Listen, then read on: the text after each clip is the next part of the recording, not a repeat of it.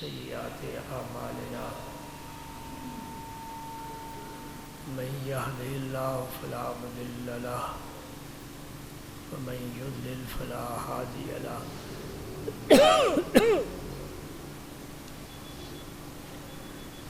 وأشهد أن لا إله إلا الله وحده لا شريك له وأشهد أن سيدنا ومولانا محمدا عبده ورسوله الذي أرسله الله بالحق بشيرا ونذيرا وداعيا إلى الله بإذنه وسراجا منيرا أشهد أنه صلى الله تعالى عليه وسلم بلغ الرسالة ونصح الأمة وكشف الغمة وجل الظلمة وجاهد في سبيل الله وعبد ربه حتى أتاه اليقين. اللهم صل على سيدنا محمد وعلى آل سيدنا محمد وبارك وسلم. اللهم صل وسلم على رسولك الكريم وآله الطاهرين رب اغفر وارحم وأنت خير الراحمين. أما بعد فأعوذ بالله من الشيطان الرجيم. بسم الله الرحمن الرحيم. إن الله وملائكته يصلون على النبي يا أيها الذين آمنوا صلوا عليه وسلموا تسليما.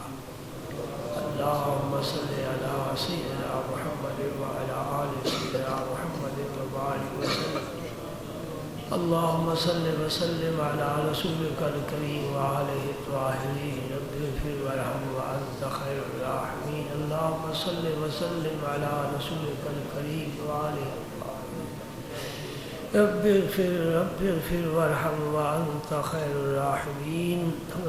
والحبيب الذي ترجى لشفاعة لكل هول من الأهوال مقتحمه مولاي صل وسلم دائما أبدا على حبيبك خير الخلق كلهم محمد سيد الكونين والثقلين والفريقين من عرب ومن عجم مولاي صل وسلم دائما أبدا على حبيبك خير الخلق كلهم. فإن من جودك الدنيا وذرتها ومن علومك علم اللوح والقلم مولاي صل وسلم دائما أبدا على حبيبك خير الخلق كلهم.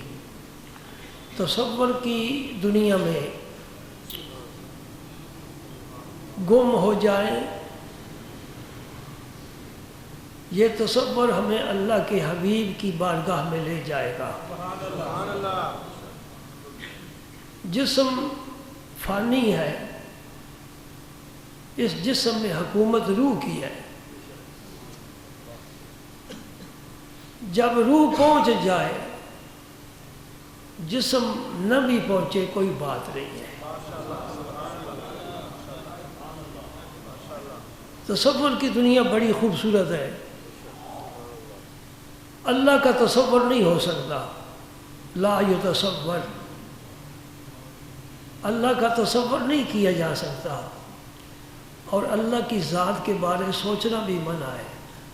اس کی صفتوں کے بارے میں غور و فکر کیا جا سکتا ہے، اس کی قدرتوں کو دیکھا جا سکتا ہے. اللہ کا تصور نہیں، پھر کس کا تصور باقی رہ گیا؟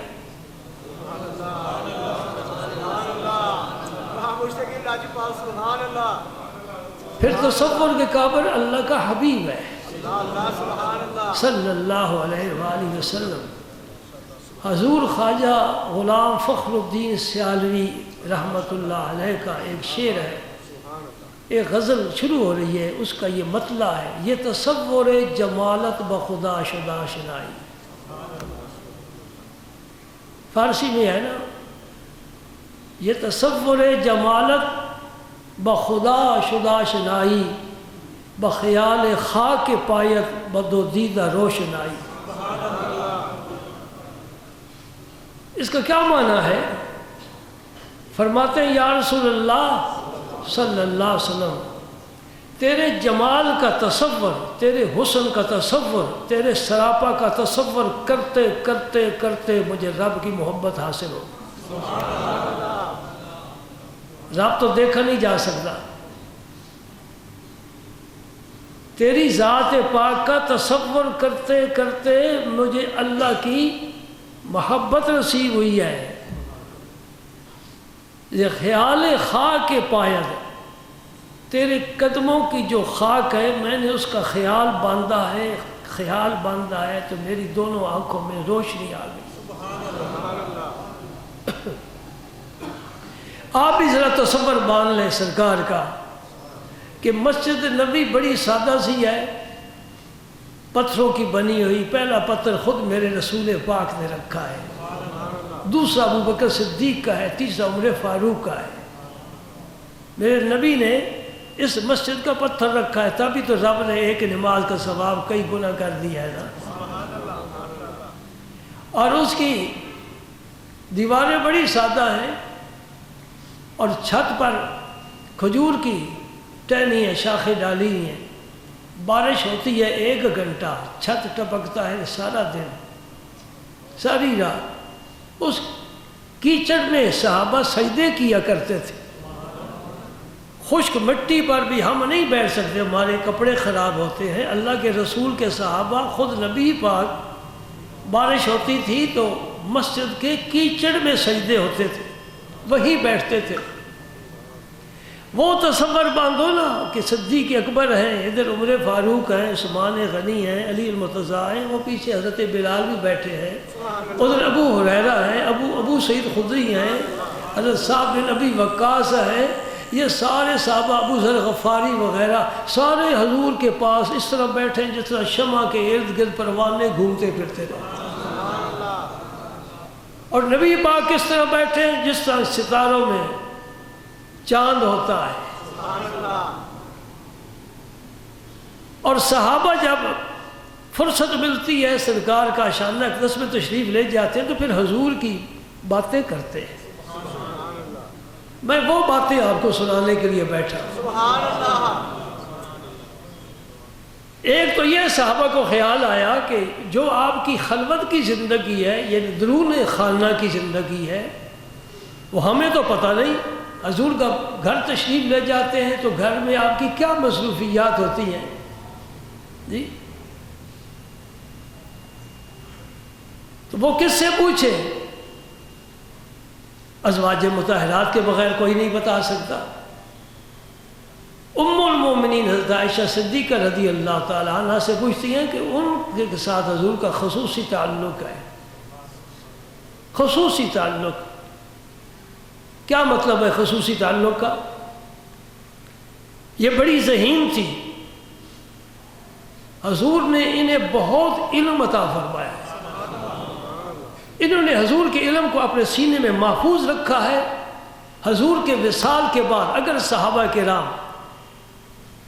کی کسی مسئلے میں 2 رائے ہو جاتی تھی یا قرآن پاک کی کسی آیت کی تفسیر سمجھنے میں مشکل پیش آتی تھی تو سب متفق طور پر کہتے تھے چلو حضرت عائشہ صدیقہ کے دروازے پر ان سے پوچھتے ہیں.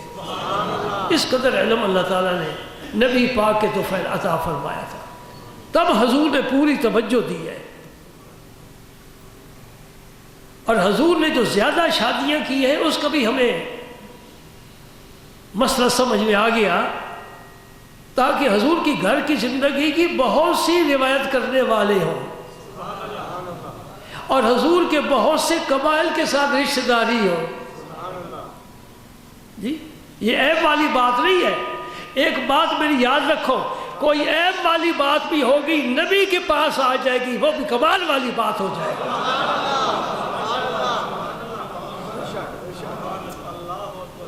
پھر مجھے وہی خواجہ صاحب یاد آ رہے ہیں. اسی غزل میں ایک مصرع ہے، زِ کمال تو چکویم کہ بتو کمال لازم.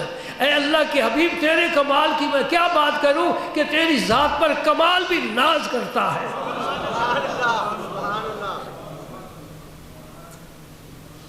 تکبر بری عادت ہے.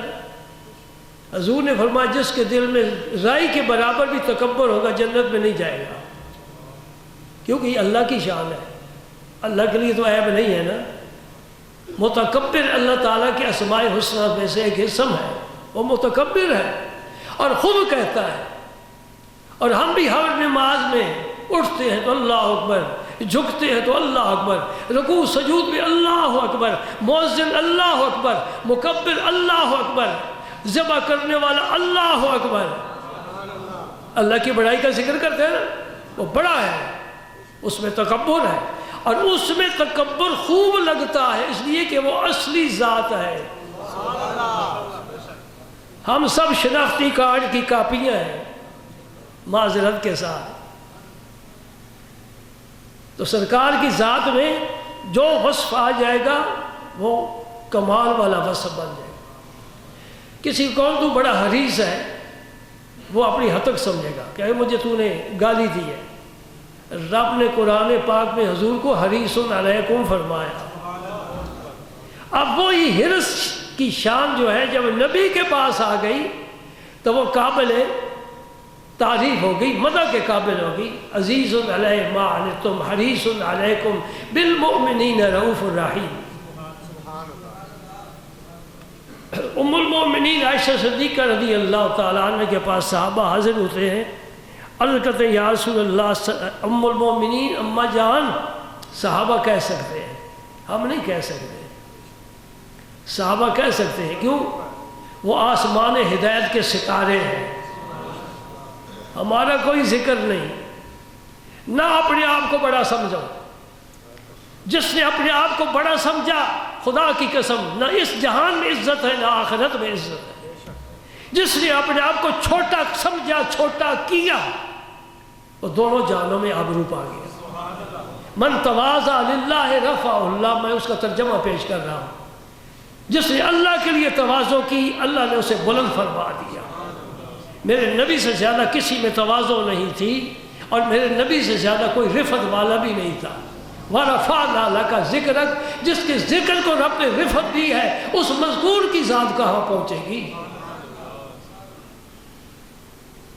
ام المؤمنین عائشہ صدیقہ رضی اللہ تعالی عنہ سے حضرت اسود فرماتے ہیں، میں نے پوچھا ما کان النبی صلی اللہ علیہ وسلم یصنع فی بیتہ، حضور گھر میں کیا کیا کرتے تھے؟ یہ ایک ذوق ہے، یہ ہر ایک کو نہیں ملتا۔ ہم بھی تو کلمہ پڑھتے ہیں نبی کا، کبھی نبی پاک کے بارے میں ہم نے کسی عالم سے کبھی کوئی پوچھا ہے؟ نہیں نہ پوچھا۔ اس لیے میں کہہ رہا ہوں، ہم شناختی کارڈ کی کاپی ہے جو کسی جگہ کام دے جاتی ہے، کسی جگہ کام نہیں دیتی۔ کہتے ہیں اصل لاؤ۔ ما کان النبی صلی اللہ علیہ وسلم یصنع فی بیتہ، حضور اپنے گھر میں کیا کیا کرتے تھے؟ ہمارے لیے سبق ہے اس میں۔ ہمیں یہ باتیں ڈھونڈنی چاہیے، تلاش کرنی چاہیے، پھر اس پر عمل کرنا چاہیے، اس طرح زندگی خوبصورت ہوتی ہے۔ ام المومنین جواب دیتی ہیں کان یکون فی محنت اہلہ، یعنی خدمت اہلہ۔ حضور جب گھر میں تشریف لے جاتے تھے تو پھر گھر کے کاج میں ہمارا ہاتھ بٹاتے تھے۔ برتن دھو دیے، آٹا گوندھ دیا، بکری کو دھو لیا، اپنے نالین اگر ٹوٹ گئے ہیں تو ان کو پیون لگا لیا، کپڑے کو پیون سوئی دھاگے ساتھ پیون لگا لیا۔ عائشہ رہنے تو میں کر لیتا، حتیٰ کہ اپنی بیویوں کو لقمے بنا بنا کر میرا رسول دیا کرتا تھا۔ کہاں ہے بیویوں سے محاذ آرائی کرنے والے؟ یہ مسکین مخلوق ہے، تیرے ہاتھ میں آ گئی، اس کی خدمت کر۔ یہ عورت کمزور ہے، مرد قوی ہے، تو قوی کو کمزور پر رحم اور شفقت کرنی چاہیے، محاذ آرائی نہیں کرنی چاہیے۔ میں تجھے طلاق دے دوں گا، میں تجھے گھر بھیج دوں گا۔ اللہ اکبر، کیسی کیسی دھمکیاں۔ نبی پاک صلی اللہ علیہ وسلم سے زیادہ گھر میں کوئی راحت پہنچانے والا نہیں ہے۔ ایک حدیث سنو، حدیث میں سے حدیث، میرے آقا نے فرمایا خیرکم خیرکم لأہلہ وانا خیرکم لأہلی، تم میں سے بہترین وہ شخص ہے جو گھر والوں کے لیے بہتر ہے، اور میں اپنے گھر والوں کے لیے بہتر ہوں۔ آج صرف سجدے نہیں کرنے، صرف تسبیح نہیں پھیرنی، صرف حج اور عمرے نہیں کرنے، بلکہ اللہ کے نبی کے راستے پر چلنا ہے۔ یہ رسول پاک معاشرتی زندگی کا کتنا خوبصورت پہلو ہے کہ آپ گھر والوں کی خدمت میں مصروف ہو جاتے تھے۔ ہاں پھر یہ نہیں کہ خدمت ہی کرتے رہیں، آگے سنو، فیضا حسنت الصلاۃ خرج الی الصلاۃ، رواه البخاری، امام بخاری نے حدیث روایت کی ہے۔ اور جب نماز کا وقت ہو جاتا تھا آپ نماز کے لیے تشریف لے جاتے، پھر گھر میں نہیں رکنا۔ بلکہ ایک حدیث میں آتا ہے کہ ازواج مطہرات فرماتے ہیں جب اذان ہو جاتی تھی، نماز کا وقت ہو جاتا تھا تو حضور ہم سے بالکل اجنبی ہو جاتے تھے، ہمیں جانتے ہی نہیں۔ آپ ایک نئی آواز آ گئی، نئی پکار آ گئی، کوئی بلانے والا بلا رہا ہے، حیا علی الصلاۃ حیا علی الفلاح۔ فلاح کا کیا معنی ہے؟ کامیابی کی طرف آؤ۔ جو جاتے ہیں کامیابی کی طرف جاتے ہیں، جو نہیں جاتے کامیابی سے محروم ہے، پوری زندگی محروم۔ سبحان اللہ سبحان اللہ۔ یہ ایک حدیث پاک ہے حضرت انس رضی اللہ تعالیٰ عنہ کی۔ ان سے زیادہ میں کون حضور کے بارے میں بتائیں؟ خادم خاص جو ہوئے، خادم اتنا قریب ہوتا ہے کہ اسے یہ بھی پتہ ہوتا ہے کہ میرا مالک کھانے میں کیا چیز پسند کرتا ہے، اسے یہ بھی پتہ ہوتا ہے میرا مالک کتنا کھاتا ہے، تھوڑا کھاتا ہے کہ زیادہ کھاتا ہے، اور کچھ ہمیں بھی دیتا ہے کہ سارا ہی پلیٹیں صاف کر کے۔ پیر نصیر الدین صاحب گولوی کی ایک بات بڑی پسند آئی، وہ فرمانے لگے بھئی حلوہ کھانا یہ تو سنت سب کو یاد ہے، پلیٹ صاف کرنی یہ سنت بھی سب کو یاد ہے، دین پر عمل کرنا اور نبی کے راستے پر چلنا یہ بڑا مشکل کام ہے۔ حلوہ کھانے کی سنت یہ حدیث ہے بخاری شریف کی، میں بھی تمہیں سنائے دیتا ہوں، یوں ہی مولویوں کو بدنام نہ کیا کرو۔ کان النبی صلی اللہ علیہ وسلم یحب الحلوہ، حضور حلوہ پسند فرمایا کرتے تھے۔ جی میرے ساتھ کبھی کوئی بیٹھے نا کھانے کے لیے، میں پوچھتا ہوں بتا تو نے زیادہ کھایا کہ میں نے زیادہ کھایا؟ تو ہمیں کیوں بدنام کرتے ہو؟ سب کھاتے ہو۔ لیکن یہ بھی سمجھ لو حلوہ کا معنی یہ حلوہ نہیں جو آپ حلوہ سمجھتے ہیں، حلوہ کا معنی مطلق میٹھی چیز، کھجور بھی حلوہ ہے، انجیر بھی حلوہ ہے، کیونکہ میٹھی چیز ہے نا۔ نبی پاک کو میٹھی چیز پسند تھی، اس لیے کہ میرا نبی خود میٹھا تھا۔ سبحان اللہ، میرا نبی خود میٹھا تھا۔ کسی نے میرے رسول سے تیز لہجے میں بات نہیں سنی، کسی نے پتھر مارا ہے کسی نے نہیں، احد میں حضور کو زخمی کیا گیا ہے۔ صحابہ نے کہ یا رسول اللہ کے لیے بددعا فرمایا میں لعنت بھیجنے والا بنا کر نہیں بھیجا گیا، میں تو رحمت للعالمین بنا کر بھیجا گیا۔ اللہ مہد قومی، یہ پتھر مارنے والوں کی دعا ہے، جنہوں نے پتھر مارے نا ان کے لیے دعا، اللہ مہد قومی، یا اللہ میری قوم ہدایت عطا فرما۔ فَإِنَّهُمْ لَا يَعْلَمُونَ، یہ جانتے نہیں یہ کون ہستی ہے، جانتے نہیں کون سی مقدس ذات ہے۔ حضرت انس رضی اللہ تعالیٰ عنہ فرماتے ہیں کہ نبی پاک صلی اللہ علیہ وسلم کی چند خصائل حمیدہ، کان یعود المریض، کوئی بھی بیمار ہو جاتا ہے آپ اس کی مزاج پرسی کے لیے تشریف لے جاتے ہیں۔ سبحان اللہ۔ تو یہ ایک آپ کا وصف جو ہمارے اندر مکمل نہیں ہے۔ ہم پہلے گھر بیٹھ کر سوچتے ہیں کہ اس کے ساتھ تعلقات کیسے ہیں، مراسم کیسے۔ یاد آ گیا ایک یہودی کا بچہ حضور کی خدمت میں اکثر آتا جاتا تھا۔ جو اکثر آنے جانے والا ہو نا ان کے لیے خاص رجسٹر ہوتا ہے، اس پر خاص نام ہوتے ہیں۔ آپ کے موبائل پر ہر آدمی کا نمبر تو نہیں ہے نا، ان کی نمبر رکھتے ہو۔ اسی طرح اللہ کے دفتروں میں بھی خاص لوگوں کا نام ہے، اور رسول پاک کے دفتر میں بھی خاص لوگوں کا نام ہے، ہر ایک کا نہیں۔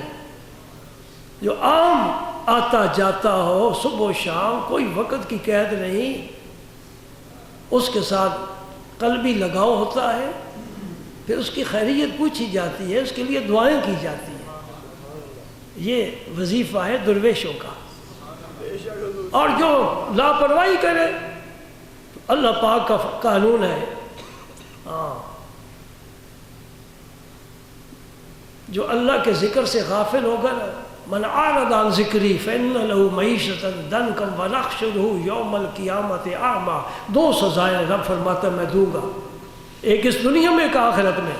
دنیا میں معیشت تنگ کر دوں گا اور آخرت میں قبر سے اندھا اٹھاؤں گا۔ قال رب لم حشرتنی اعمی، وہ کہے گا یا اللہ میری آنکھیں تو ٹھیک ٹھاک تھی، مجھے اندھا کیوں اٹھایا ہے؟ یہ ہے جملہ سننے والا جو میں بات پہلے کر چکا ہوں۔ اللہ پاک کیا فرمائے؟ کذالک اتتک آیاتنا، میری آیتیں تیرے پاس آئی ہیں، فنسیتہا، تو نے ان کو بھلا دیا ہے، وکذالک الیوم تنسی، آج ہم نے تجھے بھلا دیا ہے۔ یہ تو قدرت کا قانون ہے نا، جو بھلا دے اسے بھلا دو، اور جو یاد کرے فاذکرونی اذکرکم، یاد کرو یاد کیے جاؤ گے۔ یہ اپنی مرضی کہاں کسی کی سیٹ پر کوئی رکھنا چاہتا ہے۔ اس یہودی بچے کو حضور نے اپنی نگاہ لطف و کرم میں لے لیا کہ یہ آتا جاتا ہے، کچھ دن نہیں آیا تو یہودی کا بچہ سمجھ کے حضور نے نظر انداز نہیں کیا، بلکہ اس کے آنے جانے کی ادا کو پسند فرما کر صحابہ سے پوچھا اس بچے کا کیا ہوا، وہ اب کبھی نہیں آیا۔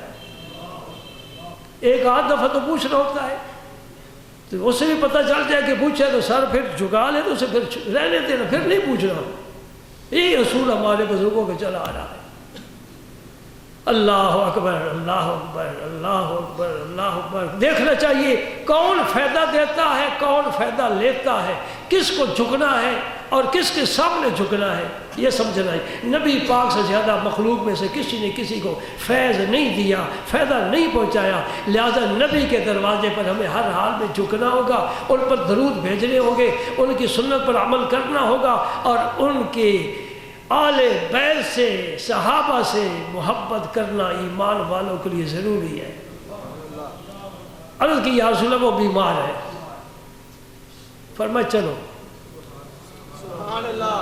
یعود المریض، وہ مریض ہے، چلو اس کو پوچھیں۔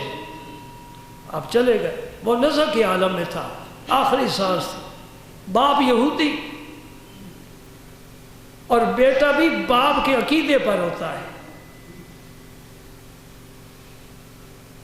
آپ وہاں بیٹھ گئے، یہودی کے گھر جا کر بیٹھ گئے۔ ہم نے کلمے پڑھنے والوں میں بھی اتنی اونچی مضبوط دیواریں سکندری قائم کی ہوئی ہیں، پیار محبت ہوتی تو یہ نفرتیں نہ پھیلتی۔ اس کا باپ وہاں تورات پڑھ رہا تھا، یہ ان کی اپنی کتاب ہے آسمانی۔ حضور نے اس کے باپ سے پوچھا کہ یہ تورات تو پڑھ رہا ہے، اس میں میرا ذکر ہے کہیں؟ کیونکہ قرآن کہتا ہے الذین یجدون الذین یتبعون الرسول النبی الامی یجدونہ مکتوبا عندہم فی التوراۃ والانجیل۔ حضور کا ذکر تورات میں بھی ہے، انجیل میں بھی ہے۔ اب یہودی اگر یہ کہتا نا کہ آپ کا ذکر ہے تو پھر اسے کلمہ پڑھنا پڑتا، لیکن اس میں تعصب تھا۔ انہوں نے کہا آپ کا ذکر ہماری کتاب میں نہیں ہے۔ ہاں، وہ بچہ بول اٹھا یا رسول اللہ آپ کا ذکر اس کتاب میں ہے، میرا باپ جھوٹ بول رہا ہے۔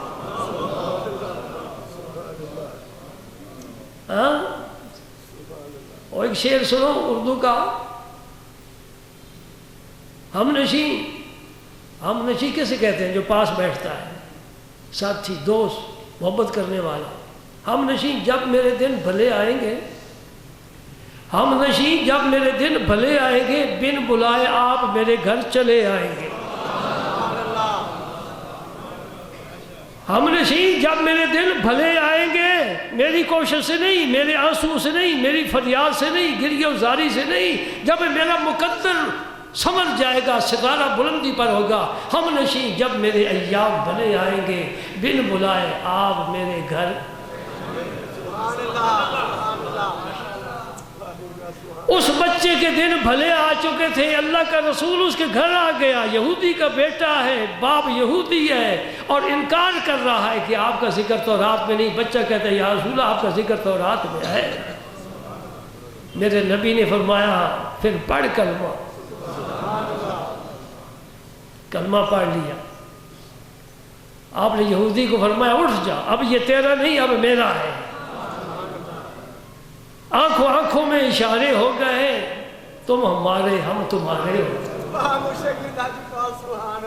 یہ تجارت کیا کرو، کاروبار یہ کیا کرو، کیا دکان پر بیچتے اور کیا خریدتے ہو؟ یہ ہے کاروبار کرنے والا، کسی سے آنکھ ملاؤ، یا اس سے اپنا بنا لو یا اس کے ہو جاؤ۔ اے نفاق چھوڑ دو، پکے ہو جاؤ، ثابت ہو جاؤ۔ یہ ہوائیں کیوں تمہیں ہلاتی ہیں؟ حضرت محبوب الہی نے فرمایا ہوا سے ہل جائے وہ تنکا ہے، جو قائم رہے وہ پہاڑ ہے۔ نہیں سمجھے؟ میں سبق تو اپنی طرف سے تو بڑے اچھے اچھے ڈھونڈ کر دیتا ہوں، پتہ نہیں جاتے کدھر ہیں، فضا میں اڑ جاتے ہیں۔ اللہ ہدایت دینے والا ہے، وہ تو ہمارے پاس نہیں ہے۔ یہودی اٹھ گیا، حضور نے ثابت اٹھا لو اس بچے کو، لے چلو، اب ہمیں اپنے طریقے کے مطابق اسے غسل دیں گے، کفن دیں گے، جنازہ محمد الرسول اللہ پڑھائیں گے۔ سبحان اللہ۔ آج کسی غوث کتب کو بھی یہ سعادت حاصل نہیں کہ ان کا جنازہ اللہ کا رسول پڑھائے۔ بچہ کہاں پہنچ گیا، کہاں سے چلا، کتنے تھوڑے وقت میں پہنچ گیا۔ یہ نبی کا کمال ہے۔ یہ آپ نے بزرگوں سے صوفیوں سے سنا ہوگا کہ سلوک کی منزلیں طے کی جاتی ہیں، اس کے لیے کم از کم 70 سال چاہیے، وہ بھی مسلسل محنت کرے، وہ بھی صاحب استعداد، اور دنیا سے بالکل کنارہ کش ہو کر 70 سال لگا رہے، سر مارتا رہے، تو پھر ممکن ہے کسی منزل پر پہنچے۔ یہ صوفیاء کرام کا یہ راستہ ہے۔ لیکن جو نبی کے بارگاہ میں آ جائے اور اللہ کے رسول کی ایک نظر پڑ جائے، وہ 70 سالہ سفر 1 سیکنڈ میں طے ہو جاتا ہے، بلکہ اس سے بھی آگے نکل جاتے ہیں۔ صحابہ کرام نے کتنے چلے کاٹے، کتنے جی انہوں نے جہاد کیا ہے، نبی کے پیچھے نمازیں پڑھی ہیں، جی صدقہ کے وقت صدقہ کیا ہے، روزے رکھے ہیں، حج عمرہ کیا ہے۔ کوئی لمبے چوڑے انہوں نے سجدے نہیں کیے، لیکن کہاں پہنچ گئے؟ ساری امت کے ولی غوث کتب ان کے درجے کو نہیں پہنچ سکتے۔ سبحان اللہ۔ حضور نے خود جنازہ پڑھا۔ یہ ہے بیمار کے پاس حضور تشریف لے گئے تو آپ کے برکت سے اللہ تعالیٰ نے اس کو ایمان کی دولت عطا فرمائی، ورنہ آگ میں جاتا۔ دوسری صفت، آپ جنازے کے پیچھے پیچھے جاتے، یعنی جنازے کے ساتھ جاتے۔ سبحان اللہ۔ بیماری کے بعد پھر یہی مرحلہ آتا ہے نا، آدمی فوت ہو جاتا ہے، پھر اس کا جنازہ تیار ہے، جنازے کے ساتھ۔ الحمدللہ اہل ایمان میں آج دن تک یہ روایت چلی آ رہی ہے، اور بڑی پیاری روایت ہے، محبت کا اظہار۔ وَيُجِيبُ دَعْوَةَ الْمَمْلُوكِ۔ کوئی چھوٹا آدمی بھی دعوت کرتا نا تو چھوٹا سمجھ کر نظر انداز، حضور نے فرماتے ٹھیک ہے ہم آئیں گے، اور حضور تشریف لے جاتے۔ میں 2 دریاؤں کے درمیان چل رہا ہوں۔ حضور محبوب الہی خواجہ نظام الدین اولیاء کی دعوت ایک موچی نے کی ہے، جو بازار میں بیٹھ کر جوتے سیا کرتا۔ ہمارے معاشرے میں ایسے آدمی کی کوئی ہے حیثیت؟ اگر کسی M P A M N A کی دعوت کرے موچی جو بازار میں بیٹھتا ہے وہ قبول کرے گا؟ تو میرے خیال میں شاید آپ بھی قبول نہ کریں گے۔ اس نے کیا دعوت کرنی ہے؟ نہیں، دعوت کو نہیں دیکھنا، برتنوں کو نہیں دیکھنا، دسترخوان کو نہیں دیکھنا، دعوت کرنے والے کے دل کو دیکھنا ہے۔ یہ روزہ تو کسی نے بھرا ہی نہیں، یہ تو ہمیشہ خالی رہتا ہے۔ کیا تر لقمہ کیا خشک لقمہ، پیٹ کی آگ تو بجھ جاتی ہے، بس منہ میں رہے تو ذائقہ ہے، حلق سے نیچے اس میں کچھ بھی نہیں۔ آپ نے دال کھائی کہ آپ نے گوشت کھایا، برابر ہے۔ اور اس موچی نے بھی پھر مردوں والا کام کیا ہے نا، وہ بھی بتاتا ہوں، میں توڑ جا کے آیا ہوں، یہ پنجابی کا لفظ ہے نا، میں توڑوں آیا ہوں، میرا کوئی وطن نہیں ہے، جو میرے یاروں کا وطن ہے وہی میرا وطن ہے۔ ہاں اس نے کھچڑی بنائی اور سب سے سستی غذا، اور اتفاق سے نمک زیادہ ڈال دیا۔ کبھی بنائی یا نہیں، یہ بیویوں کا کام ہے، مرد کیا پکڑائے۔ جب کھانے بیٹھے نا حضرت کے سارے خادم تو خوش طبعی بھی کرنے لگے، بھائی آج تو نمک زیادہ ہو گیا۔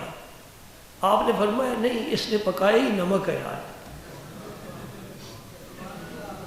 اللہ والوں کی اخلاق دیکھو، اخلاق دیکھو، اور ساتھ یہ بھی سن لے، یہ نظام الدین کوئی معمولی ولی نہیں ہے، نظام الدین اولیاء کہلاتا ہے، یہ ایک ولی نہیں ہے، یہ اولیاء ہے، جمع کثیر ہے۔ الہ الدین خلجی دہلی کا بادشاہ، صاحب تاج و تخت، صاحب سپاہ، صاحب اقتدار، وہ عرض کر رہا ہے کہ مجھے اجازت فرمائے، میں حاضر ہونا چاہتا ہوں آپ کے دربار میں۔ فرمایا نہیں، تمہیں اجازت نہیں ہے، میں غیبانہ تیرے لیے مسلمانوں کے لیے دعا گو، کوئی تو مجھے ایسا دکھاؤ ڈھونڈ کر جو اس وقت روئے زمین پر کوئی ایسا ہو خوددار۔ جی یہ تو بیچارے ایم این اے کیا، ایم پی اے کیا، کونسلروں کے پیچھے بھی دوڑتے پھرتے ہیں، ان کے لیے نیا کھاتہ کھولنا پڑے گا۔ آپ لوگ بھی ذرا سوچ سے کام لیں، دیکھیں ہم ہر چیز پہچان جاتے ہیں، یہ کیوں نہیں پہچانتے؟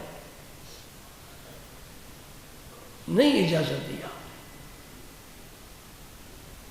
اللہ اکبر، اللہ اکبر۔ آگے کیا ارشاد فرماتے ہیں؟ وَيَرْكَبُ الْحِمَارَ، حمار کہتے ہیں گدھے کو، گدھے ہمارے اور قسم کے ہیں، افغانستان جا کر دیکھ لو، عرب میں وہ گھوڑے کے برابر گدھے ہوتے تھے، دو دو سوار ہو جاتے تھے۔ یہ تو بیچارہ ناکردہ گناہوں کی سزا پا رہا ہے جو ہمارے ہاں ہے بیچارہ، اس کا کیا کہنا؟ یہ تو خود بھی نہیں چل سکتا، کسی کو اس نے کیا اٹھانا ہے۔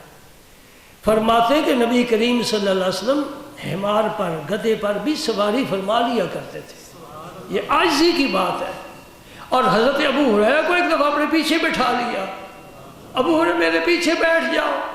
ایک دفعہ معاذ بن جبل کو پیچھے بٹھا لیا، اور راستے میں چلتے چلتے حضور انہیں نصیحتیں وصیتیں فرماتے جا رہے ہیں، یعنی پورے کا پورا درس جا رہا ہے، پورا جامعہ جا رہا ہے، پورا دارالعلوم، پوری یونیورسٹی جا رہی ہے۔ نبی جہاں ہو وہاں علم کا خزانہ ہے، نبی کے پاس اللہ پاک نے بڑے خزانے رکھے ہیں، ان میں سے ایک خزانہ علم کا ہے۔ حضرت ابو ہریرہ کو ساتھ بٹھایا تھا، وہ گر گئے تھے، وہ بھی واقعہ بڑا دلچسپ ہے۔ حنین کی جنگ میں سارے قبیلے عرب کے اکٹھے تھے اور بڑی زبردست جنگ ہوئی ہے، احد کے بعد دوسرا نمبر ہے حنین کا۔ اللہ اکبر، اللہ پاک نے فتح بڑی عطا فرمائی۔ اس دن بھی حضور دراز گوش پر تھے اور اپنی دراز گوش کو ایڑیاں مار رہے تھے، آگے چل آگے چل آگے چل، اور جس کی لگام ہے وہ کھجور کی شاخوں کی بنی ہوئی تھی، گھٹیا، 4 درہم بھی اس کی قیمت نہیں ہے۔ یہ حضرت انس فرما رہے کہ سرکار کی زندگی مبارک بڑی سادہ تھی، بہت سادہ تھی، ایک عام غریب آدمی تاکہ آسانی سے چل سکے عزت کے ساتھ۔ میرے رسول کی بھی زندگی مبارک بڑی سادہ تھی، سبحان اللہ۔ اللہم صلی علی سیدنا محمد وعلی آل سیدنا محمد وبارک وسلم۔ ام المؤمنین عائشہ صدیقہ فرماتی ہیں کہ نبی پاک صلی اللہ علیہ وسلم اپنے کپڑے خود سی لیا کرتے تھے، اور جس طرح تم میں سے کوئی آدمی گھر میں کام کاج کرتا ہے، حضور بھی گھر میں اس طرح کام کاج کیا کرتے تھے۔ سمجھ رہے جی؟ سبحان اللہ. کوئی آدمی مسافہ کرتا نا تو حضور اپنا ہاتھ اس وقت تک پیچھے نہ ہٹاتے جب تک وہ ہاتھ نہ چھوڑ دیتا. یہ اعلیٰ اخلاق ہے، سمجھے نا. لیکن پتہ ہے یہ محبت والوں کی باتیں جو حضور سے پیار کرنے والے تھے. ایک اجنبی آ کر ہاتھ پکڑ لے. اجازت دیتے ہو تو میں اپنے مرشد کی ایک بات سناؤں گا. برکت تو حضور کی ذات ہے نا. تو پھر ہمیں ستارے چمکتے نظر آتے ہیں، اس کو بھی دیکھ کر جی چاہتا ہے ذرا اس کا ذکر کرو، اس کا ذکر کرو. سخت سردی کی رات ہے بھائی، اور آپ کو سردی بڑی محسوس ہوتی تھی. انگیٹھی جلتی تھی کمرے میں، کمرے کو گرم رکھتی تھی. ایک مرید آ گیا، اس کے ہاتھ بڑے ٹھنڈے. اس نے آ کر کیا مضافہ. آپ نے مصافحہ فرمایا. ایک ہاتھ ٹھنڈا ہو، ایک کا گرم ہو، اور وہ ٹھنڈک زیادہ محسوس کرتا ہو تو اب ہاتھ چھوڑ دینا چاہیے. مصافحہ ہو گیا. وہ نہیں چھوڑا. آیا بڑی مدت کے بعد، آیا بڑی دور سے، آیا بھی دیر کے ساتھ، رات کے اندھیرے میں، اور آپ تشریف فرماتے. سن رہے میری بات؟ یہ کھوکھلا قمرالعلوم نہیں ہے، یہ کھوکھلی قمر سیالی روڈ نہیں ہے. یہ اس کے پیچھے ایک پوری تاریخ ہے، اور وہ بڑی نورانی تاریخ ہے، بڑی وجدانی تاریخ ہے. اس میں بڑا ذوق ہے. اگر آپ محسوس نہ کریں تو میں کہہ دوں یہ گجرات والے تو کسی مولوی کو ایک کمرہ بھی بنا کر دینے کے لیے تیار نہیں. یہ کیسے قمرالعلوم بنا ہے؟ یہ شیخ کامل کی توجہ ہے، اللہ کا کرم ہے. پیر سے میری بات سنو. اس نے ہاتھ چھوڑا نہیں. آپ کو ٹھنڈک محسوس ہو رہی تھی، تھا مرید، کوئی اجنبی تو نہیں. آپ نے فرمایا پاسا ہوگی ملاقات، اب ہاتھ چھوڑ دے. کہتا جی حضور میں نے اسے جانتا ہے، مجھے پہچانا ہے. اب فرمایا ہاں میں نے تجھے پہچان لیا، بیٹھ جا. نہیں جی تو سمن کوئی نہیں سے جاتا. آپ نے فرمایا نہیں بھائی میں تیرے سے جان لیا، تو بیٹھ جا. وہ پھر بھی ہاتھ نہ چھوڑے. بار بار جب اصرار کرے، وہ بار بار جی آپ نے مجھے نہیں پہچانا. آپ فرمایا میں پہچانتا ہوں. پہچان کیوں؟ وہ کہتا ہے نہیں پہچانا. فرمایا اچھا مجھے یہ بتا فلاں مہینے کی فلاں تاریخ کو رات کتنے بجے جس مکان میں سوئے وہ تھا، شاید تیر کے نیچے تیری چارپائی تھی، شاید تیر ٹوٹ گیا، تو کیسے بچا؟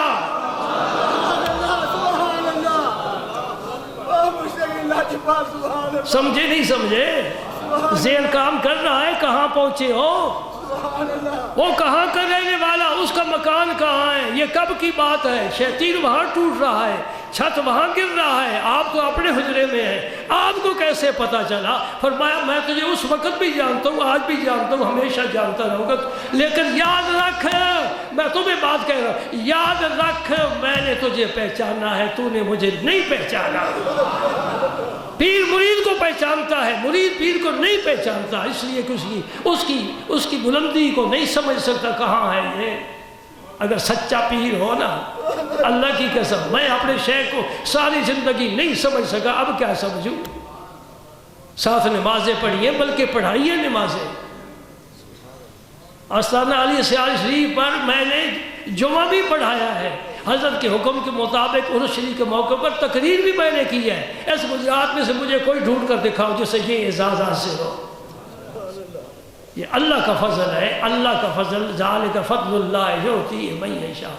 یہ بات میری یاد رکھنا، میرے شیخ کی بات ہے، میرے مرشد کی بات ہے، میرے کریم کی بات ہے، میرے لجپال کی بات، میری جان کی بات ہے، میرے روح کی بات ہے، میرے ایمان کی بات ہے، میرے دین اسلام کی بات ہے. میرا سب کچھ تو، میرا عشق بھی تو، میرا یار بھی تو،